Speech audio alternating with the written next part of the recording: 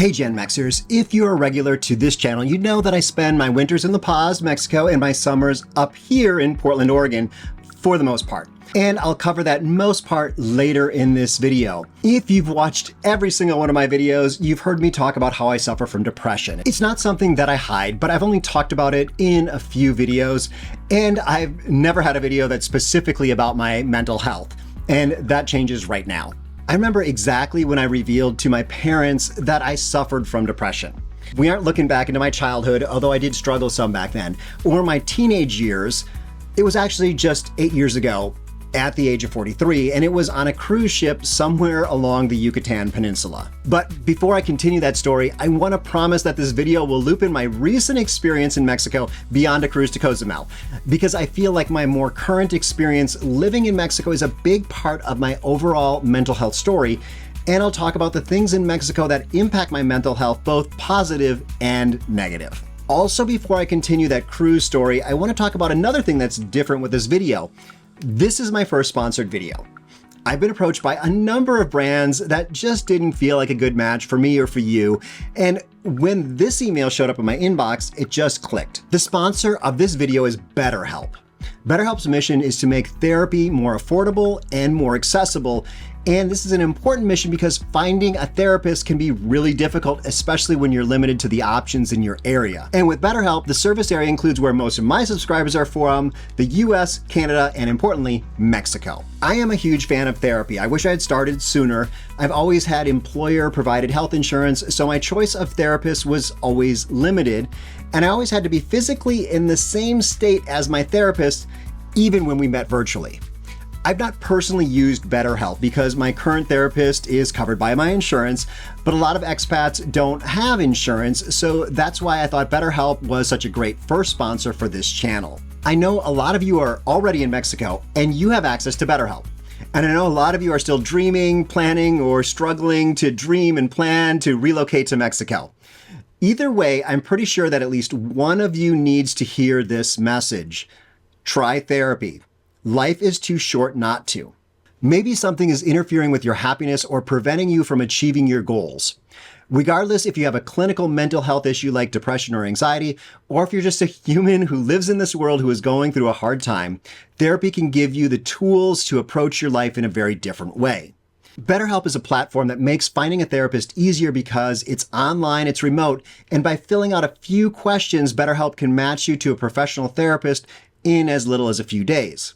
It's easy to sign up and get matched with a therapist. There's a link in the description below. It's betterhelp.com/almostretired. Clicking that link helps support this channel, but it also gets you 10% off your first month of BetterHelp so that you can connect with a therapist and see if it helps you. Because finding a therapist is a little like dating.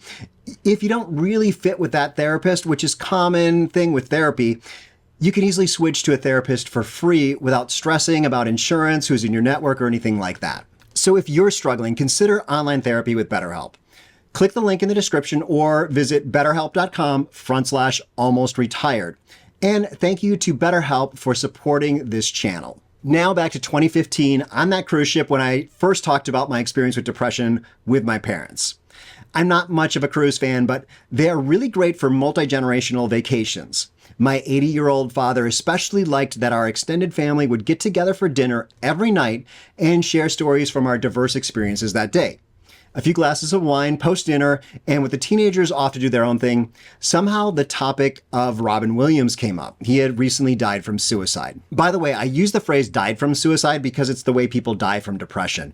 We wouldn't say that someone committed terminal cancer, so let's stop saying committed suicide. So my father quipped that it was probably due to the medicine that's prescribed to help with depression. My father had a lot of opinions, and it was time for me to defend the entire profession of mental health. And I did that by saying, I'm guessing you don't know, and now might be a good time to reveal that I suffer from depression and that I take medication to help keep it under control. It took me years of suffering, and my wife Kat suffering too, for me to get my butt into a doctor to get some medication and to start therapy. There's this strange taboo around mental health. I think it's getting better. And that's partly because people who suffer aren't as likely to hide our diagnosis, and that's why I share my story and encourage any of you who are suffering or know someone who is suffering to talk to your doctor and seek out a therapist. And if you don't suffer from depression and you don't know someone who does, then at least educate yourself enough that you never say something like it's all in your head or that medication is worse than going untreated. Now, some of you may consider this part of the woke agenda from the left and that no one should tell you what's okay to say or not say. And if that's you, I invite you to click the unsubscribe button now. Mexico doesn't need folks like that moving south. I'll have a video soon about how accepting and polite Mexican society is when it comes to sexual preference. That acceptance of others goes across the board, and if you feel like your right to speak your mind is more important than the Mexican cultural norm of being polite and accepting of others, then please stay put or move to Florida. Alternatively, if you find this video refreshing or helpful, please click the subscribe button. I would love to see more folks subscribe than unsubscribe on this particular video. Okay, let me step down from my soapbox, but I get that way when I talk about mental health, and I get that way when I talk about shitty people from the US or Canada moving to Mexico when their I'm better than you culture is so much in conflict with Mexican culture. So now finally back to why I think Mexico is so great for my mental health. First off is that soapbox issue. For the most part, people in Mexico, locals and foreigners that are calling Mexico home, are really polite and accepting people. All that conflict in the US about squashing my free speech or making me wear a face diaper, it doesn't exist in Mexico. When it comes to face masks, people wear them when the government asks. It's seen simply as a health issue, not a personal rights issue. And when it comes to free speech, this is more of a family values culture. Folks wouldn't say something to another person that they wouldn't say to their mother or grandmother. And if someone did say something like that in public, I would hope that some nearby grandmother would take off her chancla and slam it into the side of the offender's head. Now, speaking of grandmothers, seeing families in Mexico is inspiring. I see my mom about once a year, same with my sister and her family. They live in Wisconsin and I live in Oregon/Baja California Sur. In Mexico, families are much more likely to stay together, and seeing multi-generational families on the Malecón in La Paz is inspiring. Seeing a grandfather smile as his grandson rides a trike down the Malecón, that feeling is contagious, and it's common in Mexico. And one thing you'd never hear someone say is, "You're in Mexico, speak Spanish," like you might hear in the US. Mexicans tend to call us immigrants or extranjeros, never illegals, even though many people from the US and Canada are in Mexico without the proper paperwork. Putting other folks down to lift yourself up is not cool in Mexico. Well, it's not cool anywhere, but in the past 6 years or so, it's become really trendy in the US. On the flip side of the lack of negativity coin is that people are genuinely kind in Mexico. Everyone wants to help, expat or local. They say buenos dias when passing on the street. If you struggle with Spanish, they will smile and figure out a way to communicate. The Mexican concept of time, very different. It's more important to spend time helping the person in front of you than to quickly move to the next person in line. This can be frustrating to people from outside Mexico.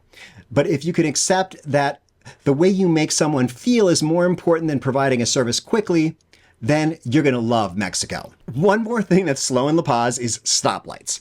It's just really because in most major intersections, each direction gets a turn. As in all traffic from the west goes, then the east goes, then the north, then the south, including all turning traffic. But the intersections with the longest waits also attract street performers. I always make sure I have some spare change in the car for street performers. Some of them are really talented, and seeing a clown or a fire juggler on a unicycle pedaling with just one foot, that's pretty impressive and great for my mental health. However, there are also people at stoplights who are poor, disabled, and looking for a handout, or kids in the streets selling chicles. Mexico has its social problems, but it's nothing compared to what I'm seeing in the US cities in 2023. And of course, the weather doesn't hurt. There's a lot of sun in Mexico and vitamin D is raining down from above. And even when it does rain, actual rain, the people have a positive attitude. If it ever rained on a parade in Mexico, everyone would just look at each other and laugh. It's like contagious happiness. On my most recent trip to Guadalajara, I saw someone get pooped on by a bird. Everyone around laughed, including the person who was on the receiving end of the splatter. Mexican culture has more of a live for today attitude. Anger and disappointment is just so much less common. It's just a little poop. In this recent case, someone eating an ice cream cone nearby offered their napkin to help clean up. It turns out that laughter really is great medicine. And it's not just how people relate to each other. How Mexicans relate to animals can be really uplifting too. And I'll admit that sometimes it can be a challenge to see how some animals are treated. But when you see a dog sitting outside a butcher shop because he knows that he'll get some scraps, or wagging her tail when a friendly neighbor comes down the street, or just playing with other dogs in the street, or cats. Street cats can be really sweet, just asking for a little petting. And I do believe that money cannot buy happiness, but it can make life a little more fun. In the US, it's a bit of a struggle to afford those extras that make life exciting. Nice meals, fancy drinks, those are way more affordable in Mexico compared to the US and Canada. Or even pickleball, it's cheaper in Mexico. And finally, the sense of adventure and the need to stretch when learning a new language. Living in Mexico is different than spending a week at a resort in Mexico. You know that feeling you get at the airport when you're flying out of Cancun and you see that the destinations are listed chronologically instead of alphabetically? That the check-in counters all have numbers that match a big display sign? That you don't know whether to take off your shoes or remove your laptop from your bag when going through security? It's not like the rest of your vacation when an English-speaking waitress brought endless margaritas to you while lounging at the pool. Now, I love the idea of lounging and drinking margaritas, but that's not the adventurous side of Mexico. Being at the airport after your resort driver drops you off is the real Mexico. You'll learn to arrive early and smile when you're not sure which line to get in. It's a complete attitude adjustment. You'll learn that un momentito is longer than you expect, and you'll learn to only try to accomplish one thing per day, even when you could accomplish much more back in the US or Canada. As I mentioned, I just returned from a trip to Guadalajara and La Paz. It was wonderful making new friends in Ajijic and Chapala, and also reconnecting with other expats and locals in La Paz. I've mentioned before that making friends with other expats is so much easier than making friends as an adult back home in the US, and those social connections are great for mental health. I'm already looking forward to returning to La Paz in November. I've heard a rumor that there is going to be a direct flight from LA to La Paz coming soon. That makes me so happy too. But in the next few months, I'll be up here in Oregon. I'll make a point of enjoying the remainder of the summer. I'm back with my family, with Kat, with Nugget, with Butters, with Lizzie. Finding a home for Lizzie would make me really happy. Hint, hint. So that's the story of my mental health. Thank you for sticking around till the end. I hope I've inspired a few of you to change your relationship to depression or other mental health challenges, and chime in the comments section. Maybe you've never come out about your mental health challenges. I encourage you to take a baby step by mentioning it in the comments, or just make a public commitment to support others. Or if you're someone who needs to unsubscribe, please feel free to vent your anger in the comments before you say goodbye. Also, be sure to check out BetterHelp using the link below, and return to the comment section in a month to share your experience with other viewers. Up here, I have a video about the Mexico Relocation Guide, and I've got a playlist of interviews with other foreigners who've moved to Mexico. I'll see you in another video soon. Hasta luego.